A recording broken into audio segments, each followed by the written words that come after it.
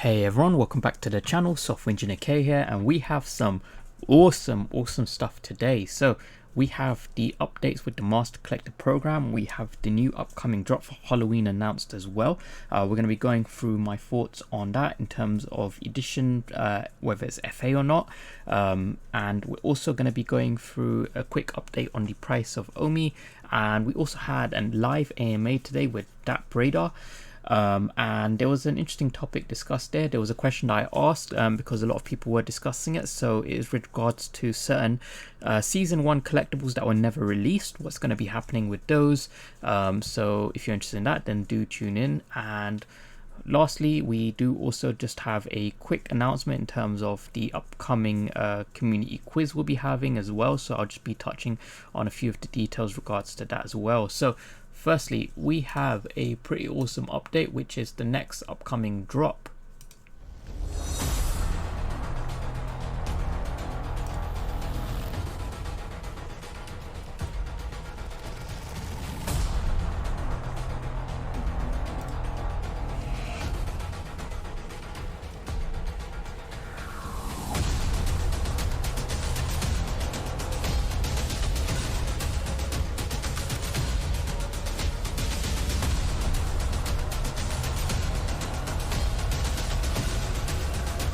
Okay, so we have a double drop on Saturday, the 30th of October.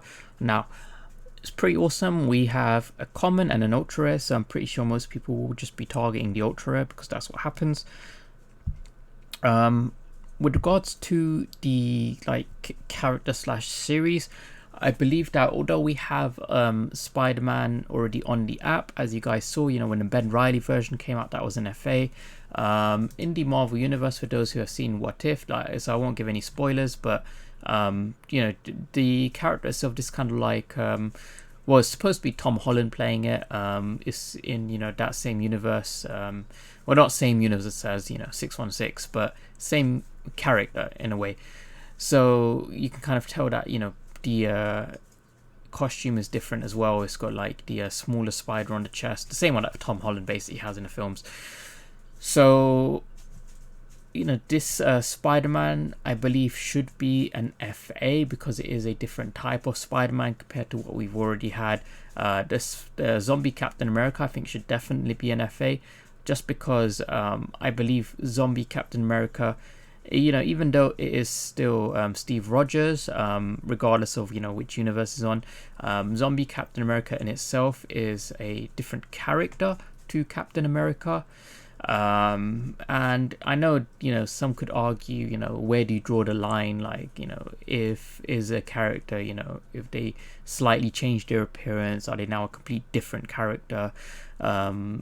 But I would say zombie Captain America is kind of sort of like the Batman Who Laughs of the Marvel Universe. Batman Who Laughs is technically a Bruce Wayne, but it's not really Bruce Wayne.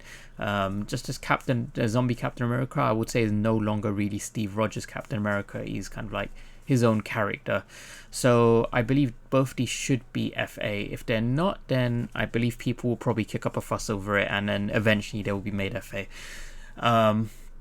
So yeah, pretty excited to see what these are. We should be getting the Medium article details on these tomorrow, so we should find out the edition sizes and whatnot as well.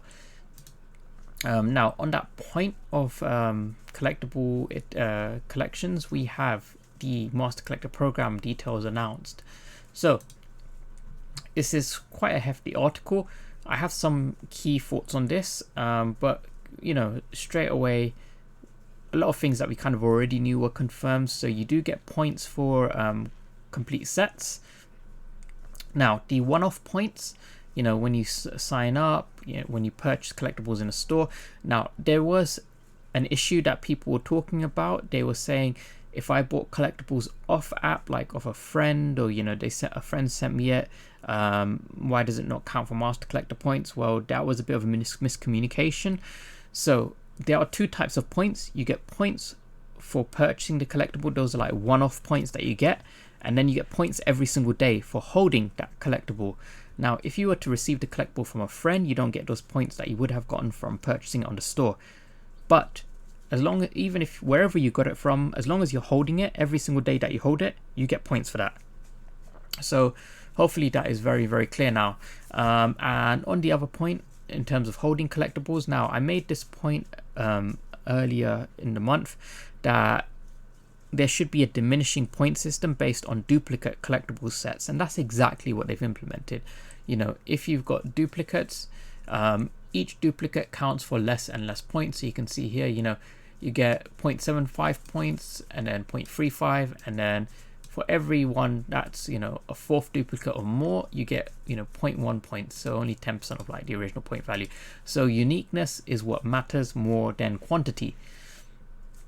And also you get a rarity bonus. Now the rarity bonus doesn't seem to have too much of an impact, which I think is actually probably better, because, you know, there are some people who have just been hoarding the rarest, you know, collectibles, and the fact that there isn't too much of a difference between the rarest and the commons is what is, you know, having unique sets, which matters most. I think that kind of deters hoarders a bit. It's all about having unique sets to make the most of the Master Collector program. But it is nice to see that sub 150 mints, you know, because some people do collect mint numbers. They do get a bit of a reward as well, which is nice to see. But at the end of the day, collectible sets are what matters the most, and specifically the larger set collectibles. These will award the most points. So, you know, your Cryptgins, your Unicornos, Mermicornos, those kind of ones. Now, obviously, they said from the start that it's not all about collecting. Collecting is one way to get points. In-app activity, you get up to 25 points a day from doing in-app activity. So really, you know, you can get close to 200 points a week just from doing things in the app. You don't even need any collectibles. So that is pretty good in itself. And obviously, these points are going to be awarded retroactively. So from, you know, if you joined the app back in April and you were collecting sets back then, all the activity you did back then, you will get the points for that when this rolls out. So, you know, you don't need to worry. For those who have been kind of long-term holding, you will get rewarded. Now, on the point of like levels and ranking, what's interesting is, yes, you will get rewards, you will get badges and whatnot, but you will kind of be ranked relative to everyone else. Now, this is the interesting part, okay? We know that there have been, you know, a lot of duplicate accounts, you know, a lot of secondary accounts that people have made, and a lot of bot accounts, which by extension were, you know, duplicate accounts as well. Some people who were botting, they would obviously get restricted and then create another account and then restrict again. What's interesting is, because of the, I guess, addition of multiple accounts within the total pool of users, people who are in the top percent, they've kind of been helped in a way. So if you're a genuine collector, if there are more users around you that are duplicate accounts, as a percent, you are now in a higher percentile compared to all users overall. And by being in a higher percentile, you are more likely to be, you know, in the Master Collector Pro kind of group. So in a way, all of the duplicate accounts that have kind of been, people have been talking about on the platform, that has helped the more serious collectors by helping push them above everyone else, relatively speaking, into, you know, the top percentiles.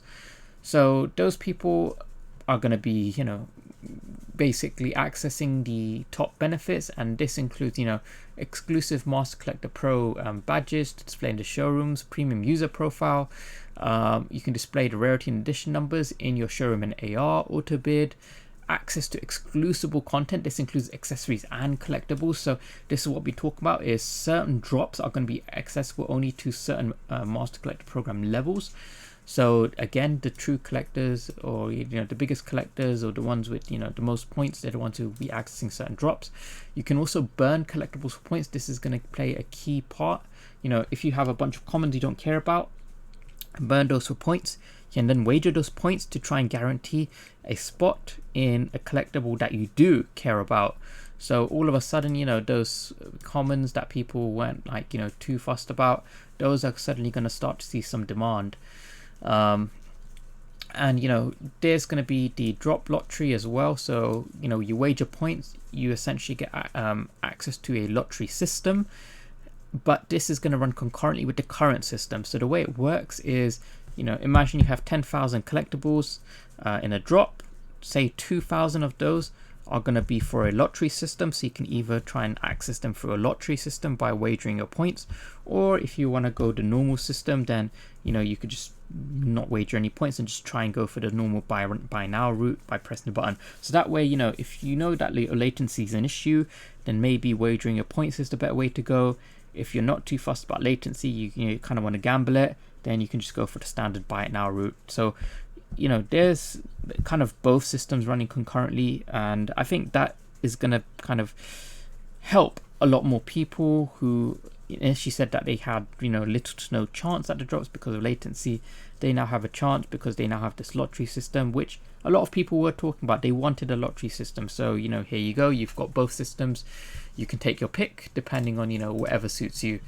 So yeah, a lot of good stuff in this article. We will be seeing the accessories as well via Master Collector Program point purchases, as well as non-branded IP. Yeah, this article, I can see why it took a long time to kind of release. And again, this isn't even a final version. There's going to be more stuff. There has been a lot of talks as well about kind of like comics, and they're not being fairly represented by this program. Secret rares should count for more points, and I believe there will be adjustments to that.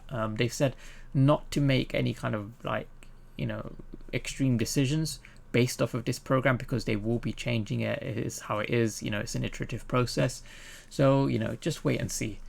Now on the point of the AMA today, so we had an AMA with DAP Labs, DAP Radar, and yeah, it's a pretty good AMA. I will post the full version on my channel as well soon. But I asked a key question which was being discussed in the AMA. Is we had some collectibles from season 1 which kind of disappeared. We had the Spider-Man on top of Ultraman. That was that poster just vanished. We also had the Midnight Chupacabra that kind of vanished as well, and just as a joke I threw in Pikachu. But Reese, he said that for those that weren't released, for whatever license or reason, they're most likely going to get pushed back, and they will get released later on in this season.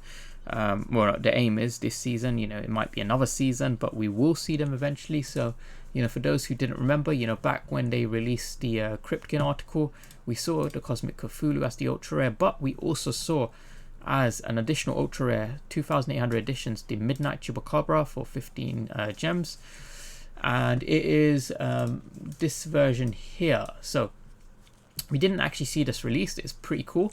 It was supposed to be released alongside the Cosmic Cthulhu. It just didn't get released. So hopefully we'll see this as potentially the ultra rare for the next Cryptkin set, Cryptkin season 2. So yeah, I'm pretty excited for that. And also lastly, we do also have a pretty cool website, so VeVe setlist. For those who are wondering the best kind of sets to go for Master Collector points, VeVeSetlist.com. If you go here, you can actually see which sets give you the most points. So Cryptkin season 1 awards the most points currently, followed by Unicornos and then Mermicornos. So these are the top 3 sets to go for, and these are all season 1. So I believe these sets are going to start to see some huge price appreciation, because Mermicorno, for example, is the cheapest out of the 3. It's about barely $1,000 for floor, and you get 15.5 points per day, which is pretty good. Not too bad, considering that you get 25 for doing the activities on the app every day. This is about 2/3 of that, which is not bad at all. So Mermicorno definitely see getting more attention. Cryptkins as well, and Unicornos, these were always Ripmo was always a bit on the pricier side compared to the other 2, but I believe we're going to start to see the season 1 collectibles definitely get some more attention. And you can't ignore Rise of Ultraman season 1. These posters were kind of long just overlooked. 1.2k for floor. I believe that's including the secret rare in there as well. So these posters are, I think, still pretty much sat at retail, if not below retail. So these will finally start to see some attention, which is nice to see. So yeah, exciting stuff. Now lastly, we do have the price update on Omi for today. So as you can see, like yesterday I said we needed to break above this downwards channel trend line and hold above. And if we zoom in, that's exactly what we did. We broke above, but we came straight back down. So now we are currently in this channel again. If we close below this trend line, then I believe we can actually see potentially lower prices before bouncing back. And you know, that's fine if we stay in this downwards channel. We've traded in downwards channels before. We were here, here, you know, even back here, you know, we were trading in a downwards channel. But you know, downward sell pressure can only last so long. Eventually we will break above and we will touch this trend line again. And I believe the next time we touch this trend line is probably going to be closer to December, because I believe we will touch 1 cent again before the end of this year, and I believe that will be in correlation with, you know, the final updates on Immutable X and MTL. That I think is going to be a catalyst to push us to 1 cent, and that I think is going to be a catalyst to help us really truly break out of this downward channel. But I believe, you know, even with the Disney news, even with the Master Collector Program news announced, we'll probably, you know, just continue a little bit further down in this downwards channel until there's something like truly tangible, like, you know, all of the Immutable X volume coming in. You know, once we can start moving stuff to OpenSea, and we get some volume from that, I think that's what's going to really push up, you know, the confidence and the visibility of the project, and that's what's going to bring in more money. Because I think, yes, we are getting new users every day, but I think it's just not enough to keep up with, you know, the people who are taking profit right now. But yeah, that's pretty exciting stuff. You know, like I said, I'm personally not going for any kind of intricate intraday plays. I'm buying, I'm holding. I have not sold a single OMI token yet. I do not plan to sell a single OMI token, at least not for, you know, quite long into the future. Maybe when we hit about 3 cents, I'll look at that, taking a bit of profit. But until then, you know, I'm not selling any tokens. And I think it's important to note that, you know, the top OMI wallets, with all that's been going on, they've accumulated about another 1 billion tokens. So that goes to show that, you know, the top OMI holders, they are accumulating, they're not selling. I mean, they do sell, but they sell and then buy back in when, you know, the kind of less, you know, less faithful believers in the project, they kind of sell and they think, you know, it's going to go lower, and then it doesn't, and it goes higher, and, you know, they kind of get priced out. So yeah, I think, you know, more likely than not, in my opinion, it pays off better to just buy the dips and hold, rather than trying to go for all these intricate intraday plays. But that's just me, you know, you can do whatever you want. But yeah, pretty exciting stuff. We do have the community quiz for December coming up as well. So for those who aren't aware, it will be another Kahoot based quiz. We will have prizes. Those prizes will be sponsored by ourselves as well as sponsored by Ecomi. So if you do want to support, you can check the link below for the Ecomi OMI community merch. We have the OMI Homie t-shirts. You can use my code K10 for a 10% discount as well, and that's going to go just towards supporting the event and giveaways and whatnot. But yeah, we will be giving away some stuff for that as well. If it's your first time in the quiz, then, you know, it's really, really great fun. If you're a returning quiz member, then you know what to look forward to. We're going to have Reese, Trevor, we're going to try and get Dave and Dan involved as well. We're going to have a bunch of like the community content creators. There's going to be kind of some AMAs. We're going to have, you know, some fun questions. It's all to be kind of online via Kahoot, so everyone can participate.